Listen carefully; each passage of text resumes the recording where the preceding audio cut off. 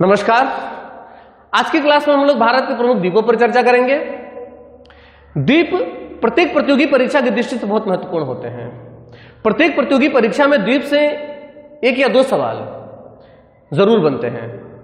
इसलिए आज की क्लास में भारत के भूगोल के अंतर्गत भारत के जो प्रमुख द्वीप हैं, जहां से सवाल परीक्षाओं में बनने की संभावना होती है या जहां से सवाल बने हैं, उन सभी पर हम लोग आज विस्तृत तौर पर चर्चा करेंगे।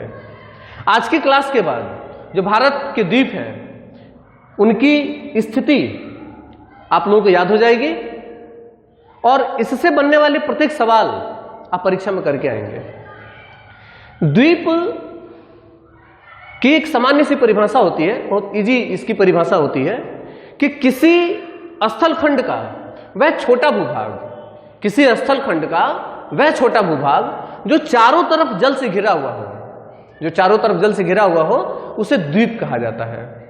जैसे ये कोई स्थलखंड का छोटा भूभाग है और ये चारों तरफ इसके जल है,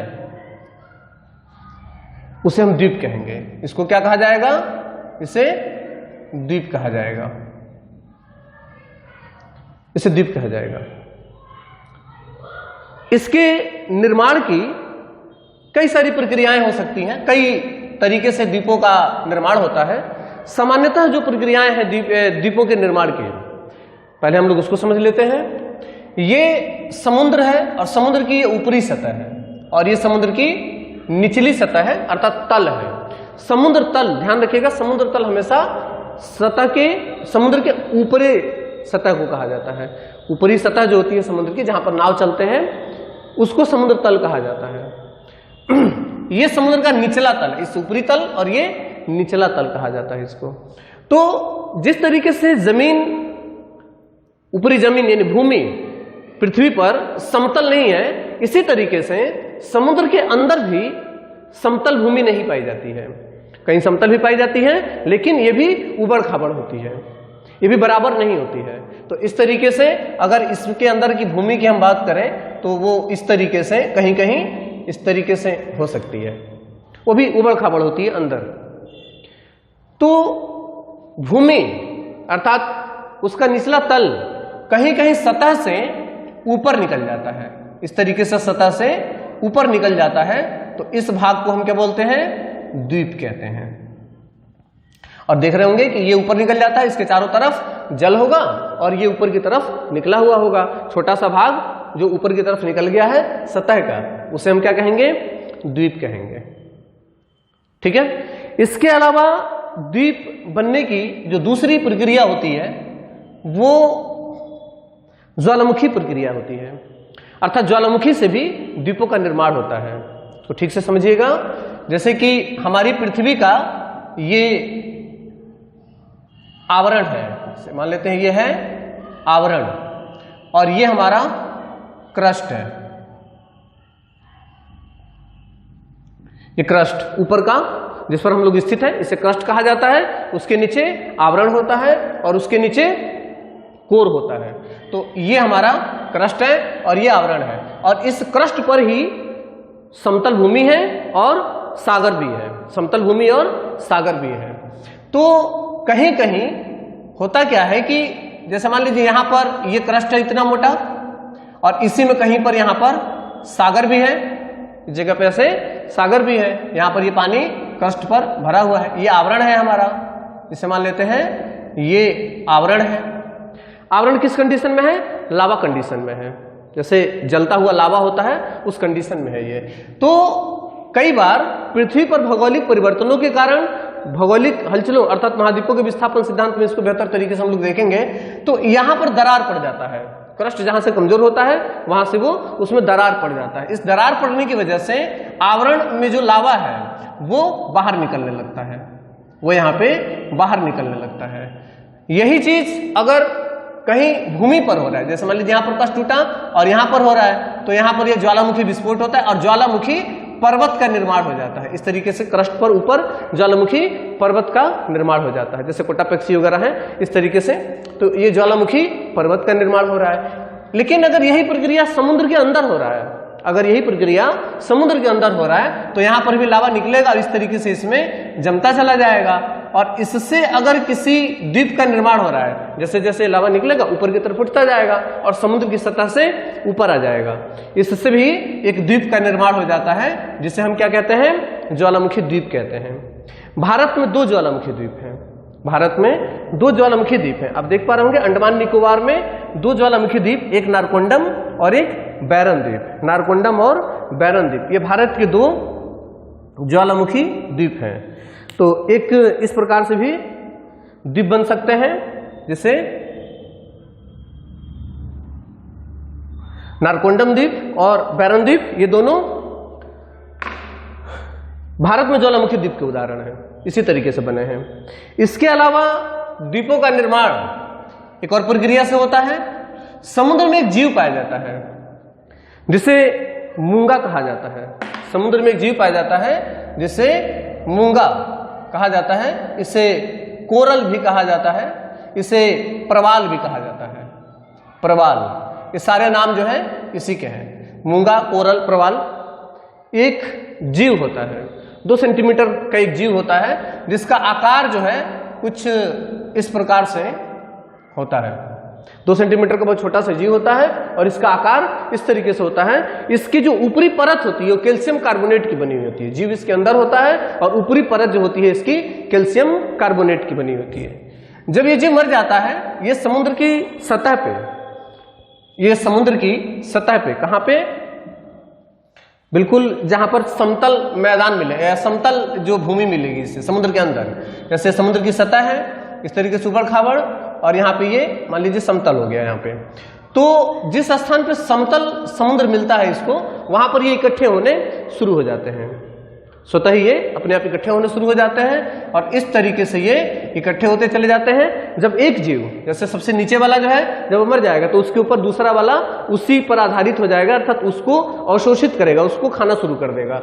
और उसके बाद जब वो मर जाएगा तो उसके ऊपर एक तीसरा वाला, और ये लाखों करोड़ों वर्षों से और लाखों करोड़ों की संख्या में ये होता चला जाता है और इस तरीके से एक संरचना यहाँ पे बन जाती है जो कि सतह के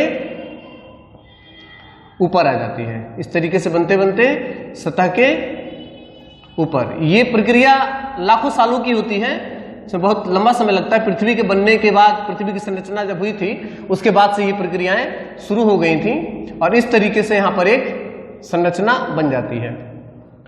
इस तरीके से कैल्शियम कार्बोनेट, जब ये जीव मर जाता है तो दबाव की वजह से नीचे की जो चट्टानें हैं, जो कि कैल्शियम कार्बोनेट होता है, चूना होता है, और ये दबाव की वजह से कठोर चट्टानों में परिवर्तित हो जाता है। और इस तरीके से अगर ये यहाँ पर सतह के ऊपर बाहर निकल जाता है तो यहाँ पर एक द्वीप का निर्माण हो जाता है, जिसे प्रवाल द्वीप कहते हैं। इसे क्या बोला जाता है? प्रवाल द्वीप कहा जाता है। अगर इसका आकार गोल है, अगर इसका आकार गोल है तो ये द्वीप है, प्रवाल द्वीप है। अगर ये समुद्र में एक बैरियर की तरीके से, अर्थात लंबा लंबा हो जाता है, यही आकार अगर लंबा लंबा हो जाता है तो इसे हम बोलते हैं प्रवाल भित्ति, तब इसे कहा जाता है प्रवाल भित्ति। प्रवाल भित्ति का सबसे बेहतरीन उदाहरण ऑस्ट्रेलिया में ग्रेट बैरियर रीफ है। ग्रेट बैरियर रीफ है, बैरियर का काम करता है किसी भी स्थान को लेकर के, अर्थात एक दीवारनुमा संरचना इसमें बन जाती है जिसे प्रवाल भित्ति कहा जाता है। तो प्रवाल भित्ति और प्रवाल द्वीप, ये दोनों प्रवाल से ही बनने वाली चीजें हैं। भारत में प्रवाल जो द्वीप है, भारत में प्रवाल द्वीप का कौन सा उदाहरण है? लक्षद्वीप। लक्षद्वीप, ये लक्षद्वीप और इसके अलावा मालदीव। मालदीव एक स्वतंत्र देश है, एक अलग देश है। तो लक्षद्वीप और मालदीव जो है ये दोनों प्रवाल द्वीप के बेहतर उदाहरण है। तो इस तरीके से यहां पर इसका निर्माण होता है। तो द्वीपों के निर्माण की सामान्यता ये कुछ प्रक्रियाएं होती हैं, जिसमें ज्वालामुखी द्वीप जो कि भारत में भी पाया जाता है, प्रवाल द्वीप, और एक सामान्य सी प्रक्रिया जो किसी सतह के ऊपर उठ जाने से हो जाती है। तो अगर हम भारत के द्वीपों को देखें तो इसमें यहां पर हिमालय है। हिमालय का विस्तार पश्चिम से पूरब की ओर होता है। हिमालय का विस्तार पश्चिम से पूरब की ओर होता है। पूरब में नामचा बरवा से ये दक्षिण की ओर मुड़ जाता है। पूरब में नामचा बरवा से ये दक्षिण की ओर मुड़ जाता है। जब ये दक्षिण की ओर मुड़ता है तो इसकी कुछ चोटियां भारत में और कुछ चोटियां म्यांमार में, ये म्यांमार है तो कुछ चोटियां इसकी म्यांमार में भी आती हैं। म्यांमार वाली जो श्रेणी है इसे अराकान योमा कहा जाता है। म्यांमार वाली श्रेणी इसे अराकान योमा कहा जाता है और भारत में इसके अलग अलग नामों से जाना जाता है। मैंने पहली वाली जो क्लास थी उसमें इसको कराया है, आप लोग उसको देख लीजिएगा। तो हिमालय जब दक्षिण की तरफ मुड़ता है तो अराकान योमा की जो श्रेणी है, अराकान योमा म्यांमार के बाद समुद्र में, यहां पर बंगाल की खाड़ी है, बंगाल की खाड़ी में अंदर चली जाती है, बंगाल की खाड़ी में ये अंदर चली जाती है और उसी के जो उभरे हुए हिस्से हैं, क्योंकि पर्वत है, उसी की जो उभरी हुई चोटियां अर्थात वो चोटियां जो समुद्र के सतह के ऊपर निकल गई हैं, उनसे निर्मित होता है अंडमान निकोबार का। इससे निर्माण होता है अंडमान और निकोबार का। अंडमान और निकोबार से बहुत सारे बहुत महत्वपूर्ण सवाल बनते हैं। अंडमान निकोबार में लगभग 572 छोटे बड़े द्वीप हैं। सब पर लोग नहीं रहते हैं, लोग रहने वालों की संख्या इसमें कमी रहती है। तो अंडमान और निकोबार में लगभग 22 द्वीप हैं। जो चीजें बोर्ड पर लिखी हैं वो तो लिखी ही हैं, जो नहीं लिखी हैं उसे हम बोल रहे हैं, उसे आप लिखते जाइएगा। शॉर्ट कुछ नहीं होता है, शॉर्ट में आप लोगों को कुछ भी तैयार नहीं करना है, क्योंकि अगर आपको बेहतर तैयार करना है, बेहतर तैयारी करनी है तो सारी चीजें सही तरीके से नोट करते जाएं। तो यहां पे लगभग 572 छोटे बड़े द्वीप हैं जिसमें सब पर लोग नहीं रहते हैं, कुछ ही हैं जिस पर लोग रहते हैं। लगभग पूरी संख्या इसमें लोग पूछी भी नहीं जाती है। इसे कई वर्गों में बांटा गया है। आप देखेंगे यहां से, ये इसका जो उत्तरी हिस्सा है, अंडमान का उत्तरी हिस्सा, इसको कहते हैं उत्तरी अंडमान। उत्तरी हिस्सा इसे कहा जाता है उत्तरी अंडमान। उत्तरी अंडमान, ये आपका उत्तरी अंडमान है। उत्तरी अंडमान पर ही उत्तरी अंडमान निकोबार की सबसे ऊंची चोटी, अंडमान निकोबार की सबसे ऊंची चोटी सैडल पीक है। सैडल पीक की ऊंचाई 737, सैडल पीक की ऊंचाई 737 मीटर है। कहीं इसमें लिखा होगा, आप देख लेंगे 737, देखिए यहां पे लिखा है 737 मीटर। सैडल पीक की ऊंचाई 737 मीटर, जो कि कहां पर है? उत्तरी अंडमान में है। उत्तरी अंडमान से बनने वाला सबसे बेहतरीन सवाल यही है कि उत्तरी अंडमान, सैडल पीक कहां स्थित है? तो सैडल पीक उत्तरी अंडमान पर स्थित है। उत्तरी अंडमान में ही एक सवाल बनता है यहां पे कि अंडमान निकोबार का सबसे उत्तरी द्वीप कौन सा है? लैंडफॉल द्वीप जो है, ये आपको जो दिखाई दे रहा है यहां पे, ये लैंडफॉल द्वीप है। लैंडफॉल द्वीप अंडमान निकोबार का सबसे उत्तरी द्वीप है। लेकिन इसके ऊपर एक और द्वीप आपको दिखाई दे रहा होगा, आप देख पा रहे होंगे यहां पे, इस जगह पे ये द्वीप है। ये द्वीप है तो इसी का हिस्सा, ये जो अराकान योमा इस तरीके से नीचे की तरफ जा रहा है, इसी का ये भी हिस्सा है। लेकिन ये अंडमान निकोबार का हिस्सा नहीं है, अंडमान निकोबार का हिस्सा नहीं है। अंडमान निकोबार जो कि भारत का अंडमान निकोबार है, उसका अंतिम अर्थात सबसे उत्तरी द्वीप जो है वो लैंडफॉल है। लैंडफॉल सबसे उत्तरी द्वीप है। इसके बाद से जो ये द्वीप आपको दिखाई दे रहा है, इसका नाम है कोको द्वीप। इसका नाम है कोको द्वीप, जो कि म्यांमार का हिस्सा है।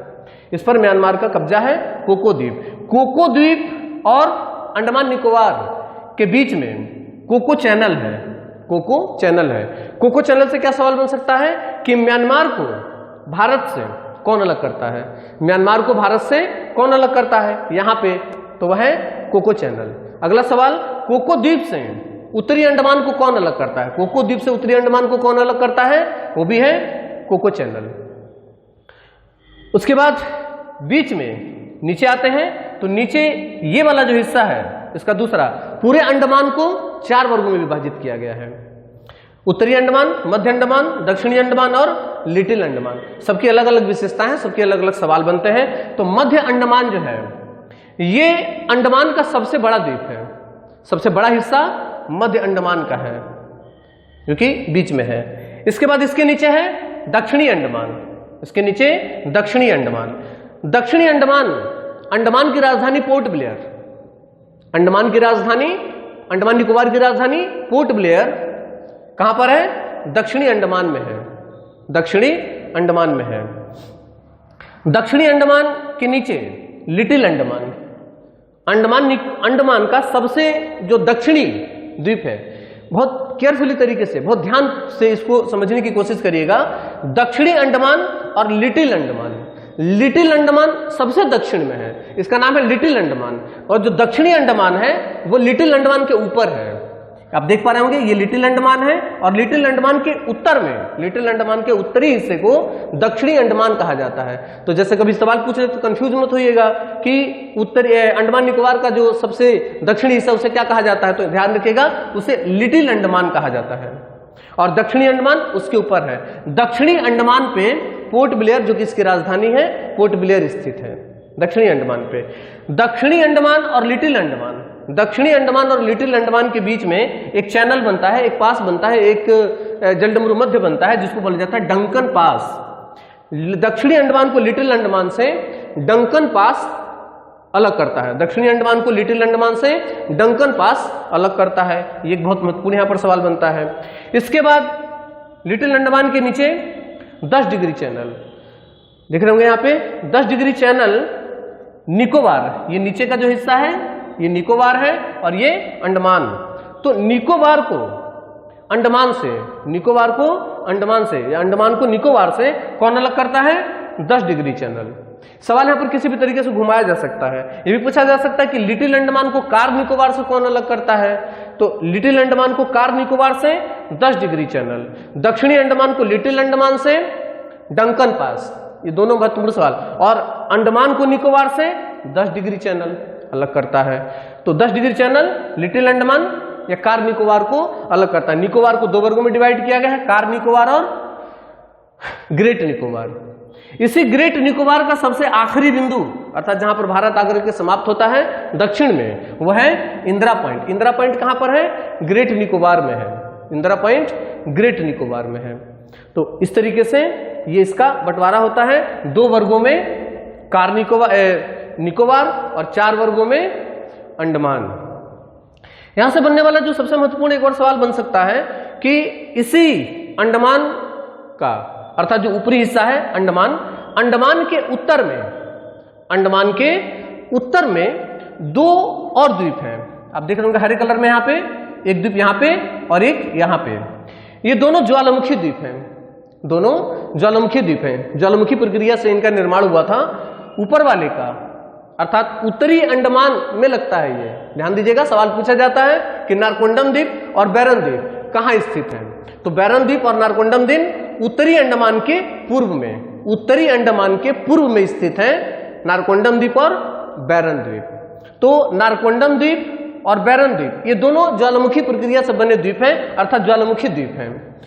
नारकोंडम द्वीप एक सुसुप्त ज्वालामुखी है, अर्थात अब इसमें से उद्गार नहीं होता है, ये अब शांत हो चुका है।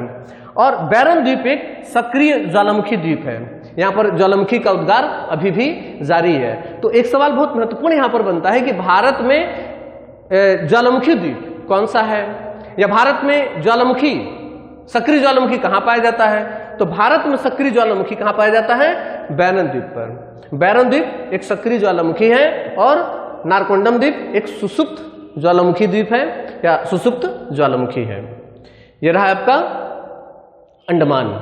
इसके बाद दूसरा, भारत में द्वीपों पर ही 2 केंद्र शासित प्रदेश बसे हुए हैं, एक तो अंडमान और दूसरा लक्षद्वीप। ये दोनों केंद्र शासित प्रदेश भी हैं। तो एक ये केंद्र शासित प्रदेश और दूसरा लक्षद्वीप, ये भी द्वीपों पर बसा हुआ है। लक्षद्वीप का निर्माण प्रवालों से हुआ है। मूंगा द्वीप प्रवाल द्वीप भी कहा जाता है, कोरल द्वीप भी इसी को कहा जाता है। तो इसका निर्माण उसी प्रक्रिया से हुआ था जिसके भी हम लोगों ने शुरू में बात की थी। मूंगा एक प्रकार का जीव होता है जिसकी ऊपरी परत कैल्शियम कार्बोनेट की होती है, जो कि लाखों सालों से लगातार इकट्ठे होते चले जाते हैं, जिससे उसकी सतह ऊपर निकल जाती है और उससे एक द्वीप का निर्माण हो जाता है जिसे प्रवाल द्वीप कहा जाता है। तो इस वाले द्वीप का निर्माण, लक्षद्वीप का निर्माण जो हुआ है वो इसी तरीके से हुआ है। लक्षद्वीप में लगभग 32 द्वीप जो है इसके अंदर पाए जाते हैं। किसके अंदर? लक्षद्वीप के अंदर लगभग 32 छोटे बड़े द्वीप पाए जाते हैं। इसका जो सबसे उत्तरी द्वीप है, लक्षद्वीप का सबसे उत्तरी द्वीप जो है वो कौन सा है? अगाती द्वीप। उसका नाम है अगाती द्वीप। ये दोनों के उत्तरी द्वीप पूछे जाते हैं परीक्षाओं में आप लोगों के।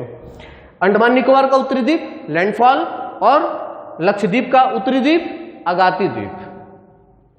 ठीक है, इसका सबसे दक्षिणी ग्रेट निकोबार का इंदिरा पॉइंट और इसका सबसे दक्षिणी मिनिकॉय। लक्षद्वीप का सबसे दक्षिण में क्या है? मिनिकॉय है। ठीक है ना। लक्षद्वीप का सबसे बड़ा द्वीप, लक्षद्वीप का सबसे बड़ा द्वीप कौन सा है? एद्रोत द्वीप। लक्षद्वीप का सबसे बड़ा द्वीप एद्रोत द्वीप। एद्रोत द्वीप के बाद इसमें इंपॉर्टेंट बनता है लक्षद्वीप की राजधानी करावती। लक्षद्वीप की राजधानी करावती कहां पर है? आप देख पा रहे हैं यहां पर लक्षद्वीप की राजधानी करावती। करावती और मिनिकॉय, करावती और मिनिकॉय के बीच में से 9 डिग्री अक्षांश गुजरता है। करावती और मिनिकॉय के बीच में से करावती जो कि राजधानी है लक्षद्वीप की और मिनिकॉय जो कि लक्षद्वीप का ही एक द्वीप है, इन दोनों के बीच में से 9 डिग्री अक्षांश गुजरता है। तो यहां पर एक संकरा सा समुद्री रास्ता बनता है जो कि करावती और मिनिकॉय को अलग कर देता है। करावती और मिनिकॉय को अलग कर देता है। इसको बोलते हैं 9 डिग्री चैनल। इसको कहा जाता है 9 डिग्री चैनल। इसके नीचे मालदीव है। इसके नीचे मालदीव एक स्वतंत्र देश है और मालदीव और मिनिकॉय अर्थात लक्षद्वीप के बीच में से 8 डिग्री चैनल गुजरता है, यानी कि यहां पर बीच में, यानी कि मिनिकॉय और मालदीव के बीच में से इन दोनों को अलग कौन कर रहा है? 8 डिग्री चैनल।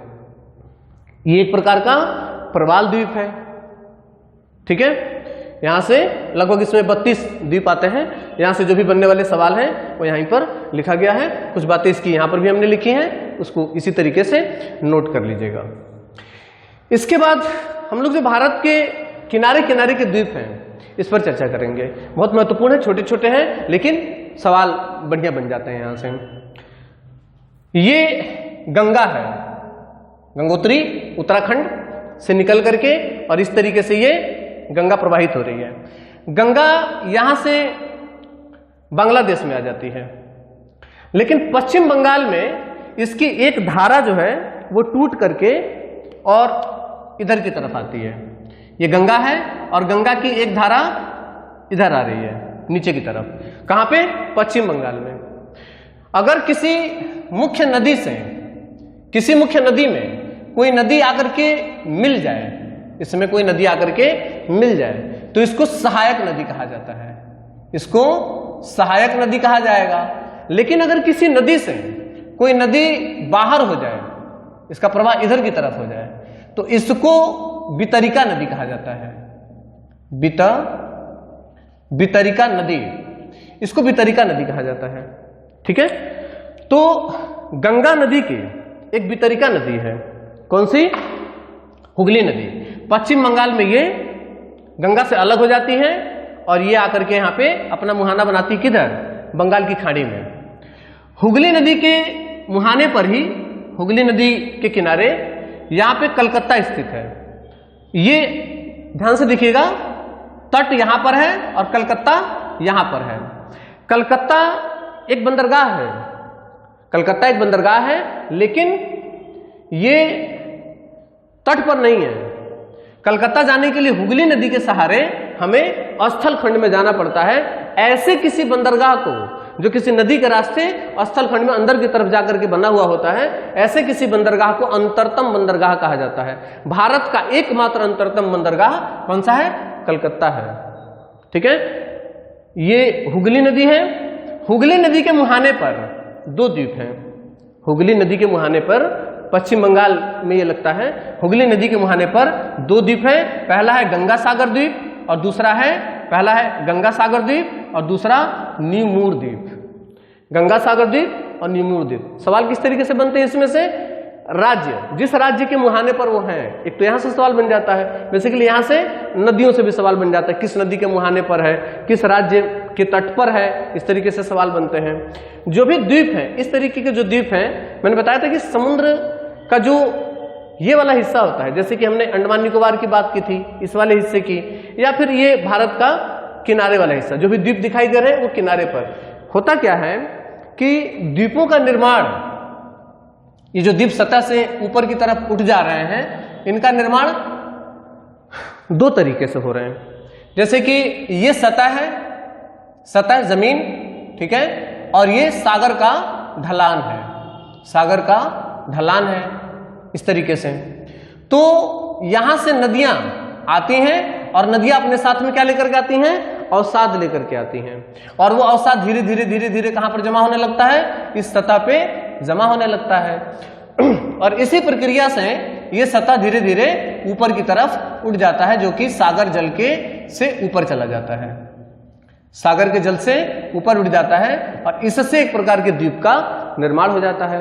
ये भी एक प्रक्रिया होती है। उसके बाद ये सतह था, ये वाला हिस्सा सतह है, और सतह के बाद सागर एकदम तुरंत गहरा नहीं होता है।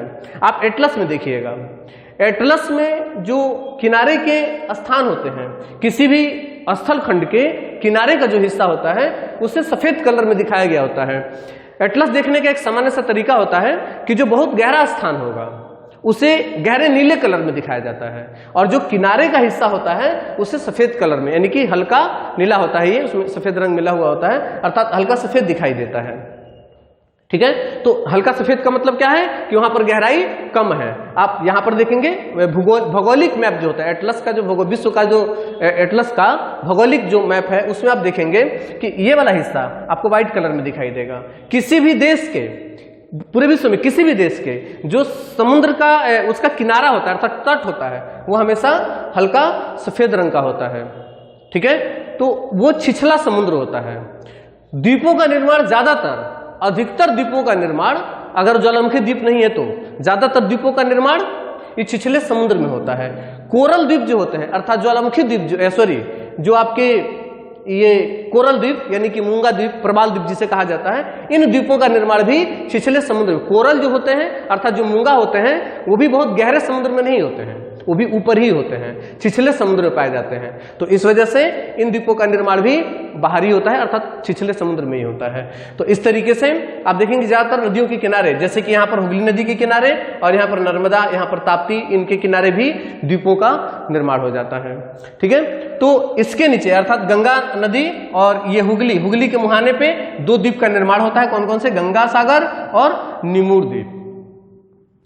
ये ओडिशा है, ओडिशा की एक प्रमुख नदी है ब्राह्मणी नदी। ओडिशा की एक प्रमुख नदी ब्राह्मणी नदी।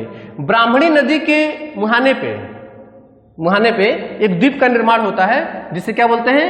व्हीलर द्वीप कहते हैं। बहुत महत्वपूर्ण है, यहाँ से सवाल पूछा जाता है, बहुत महत्वपूर्ण सवाल बनते हैं यहाँ से। ब्राह्मणी, उड़ीसा के तट पे ब्राह्मणी नदी के मुहाने पे कौन सा द्वीप है? व्हीलर द्वीप है। अब इसका नाम बदल दिया गया है। अब इसका नाम क्या हो गया है? अब इसका नाम है अब्दुल कलाम द्वीप। अब्दुल कलाम द्वीप मिसाइल मैन भी कहा जाता है, हमारे राष्ट्रपति रहे, हमारे जो वैज्ञानिक थे अब्दुल कलाम, डॉक्टर अब्दुल कलाम, एपीजे अब्दुल कलाम, उन्हीं के नाम पर इसका नाम रखा गया है कलाम द्वीप, अब्दुल कलाम द्वीप। इसका नाम इसलिए अब्दुल कलाम द्वीप रखा गया है कि भारत में जितने भी मिसाइलों का परीक्षण होता है वो सभी कहां से किए जाते हैं?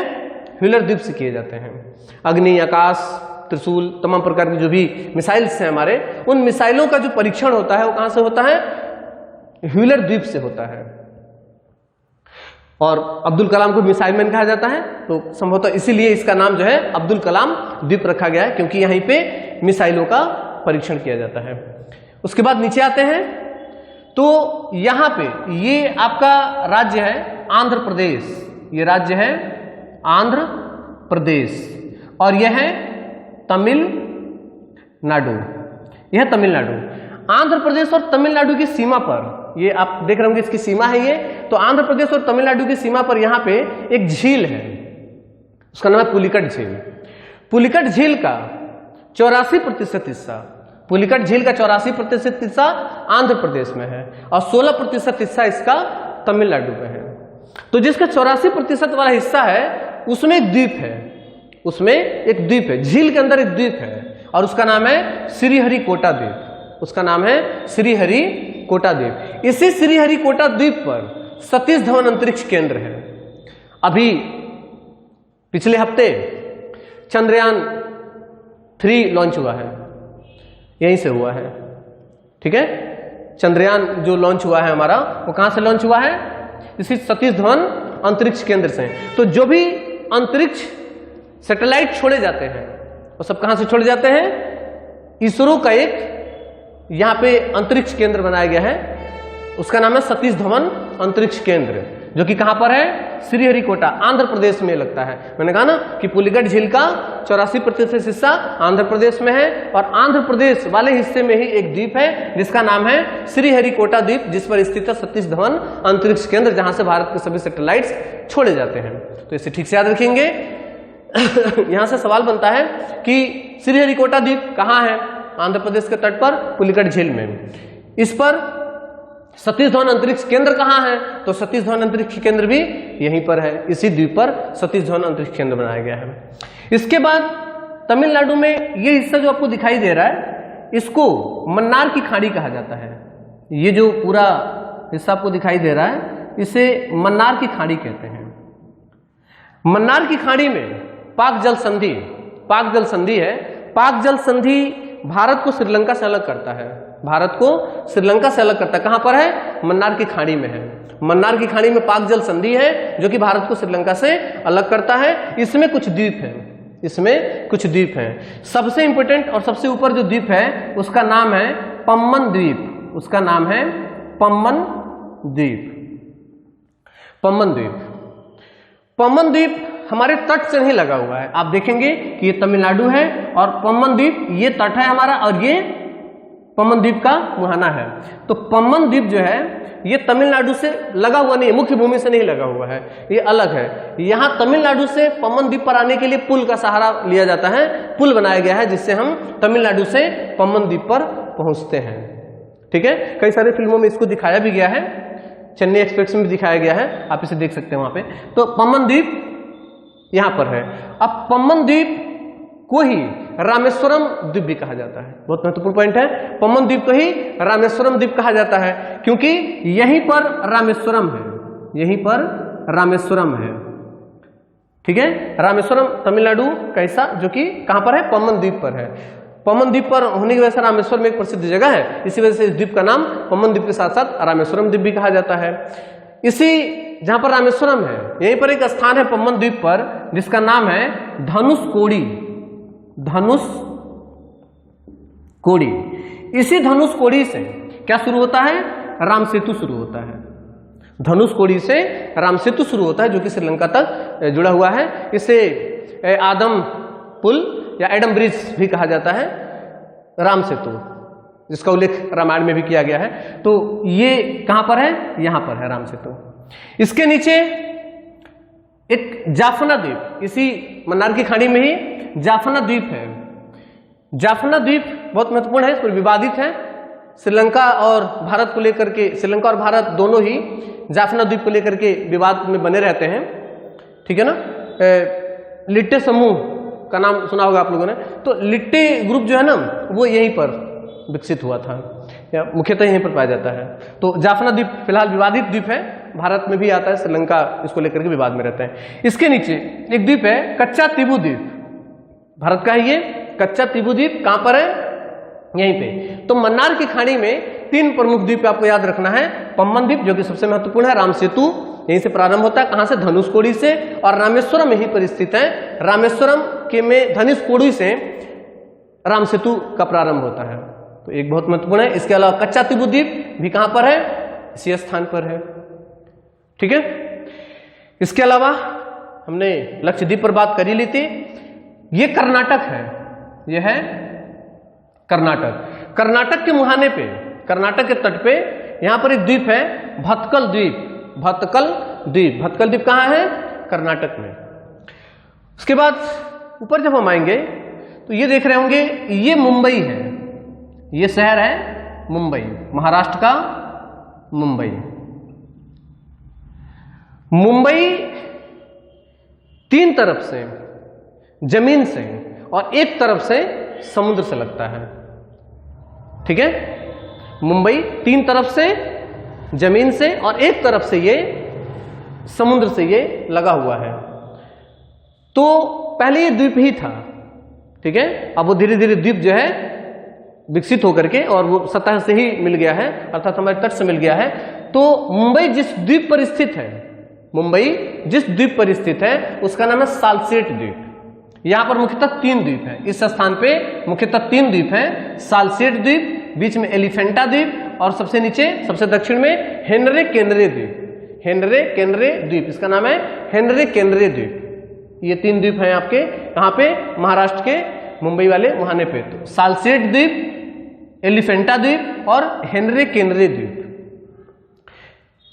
ये इसमें सबसे जो महत्वपूर्ण बनता पूछा जाता है कि मुंबई किस द्वीप पर बसा हुआ है, तो मुंबई सालसेट द्वीप पर बसा हुआ है, एक बहुत महत्वपूर्ण यहां पर सवाल बन जाता है। इसके अलावा ऊपर आते हैं, ये खंभात की खाड़ी है। खंभात की खाड़ी में मुख्यतः 2 नदियां गिरती हैं, कौन कौन सी? नर्मदा और ताप्ती। नर्मदा और ताप्ती नदियां खंभात की खाड़ी में गिरती हैं। दोनों नदियों के मुहाने पे 2 द्वीपों का निर्माण होता है।